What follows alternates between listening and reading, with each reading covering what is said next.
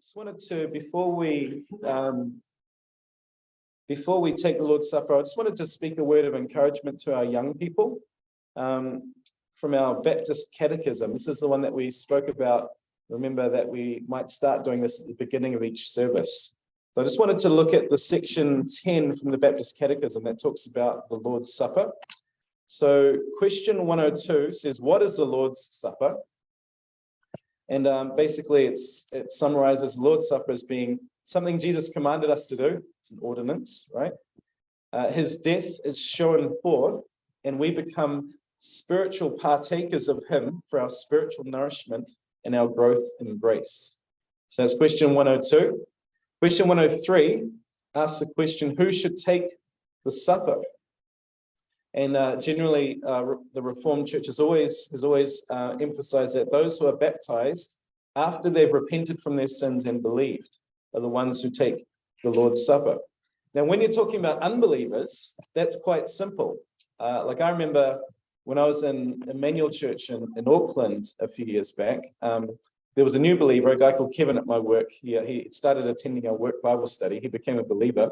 And so he started attending Emmanuel Church. And I remember him asking me can I take the Lord's Supper? When should I take the Lord's Supper? So he actually asked the pastor as well. And the pastor said, well, as long as you're baptized or seeking baptism, then we accept you to come to the Lord's Supper. So that's kind of easy. The difficulty is when it comes to the kids. Like for my own kids, I know we haven't really had these discussions very much about when to take the Lord's Supper or when to get baptized.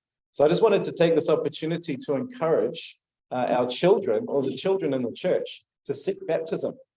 Jesus did command us to get baptized if we're believers, to follow him. That's part of following Christ.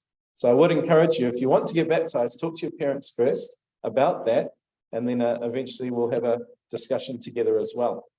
Because we do want you to be able to take the Lord's Supper together, but we ask that you'd be either baptized or seeking baptism before we eat together. And then there's question 104, which talks about what is required. You see that all right? To be worthy of taking the Lord's Supper together. And basically the answer is we need to examine ourselves. So 1 Corinthians tells us very clearly that in order to eat the bread and drink the wine or the cup, we really, first of all, we have to be able to discern the Lord's body. We have to be able to feed on him through faith. We have to be demonstrating true repentance and love and new obedience. Lest if we don't do that, we're going to be unworthy and eat and drink judgment on ourselves. That's why our church actually has in our constitution that there has to be a warning given every time we have the Lord's Supper. So I just wanted to encourage our young people to dedicate your lives to Christ and to seek baptism and to join us at the table, because we do want you to. So please talk to your parents about that, and then eventually with me too. So I'll ask Daniel and who did I ask you? Emerson. Yeah, could you come up the front, please?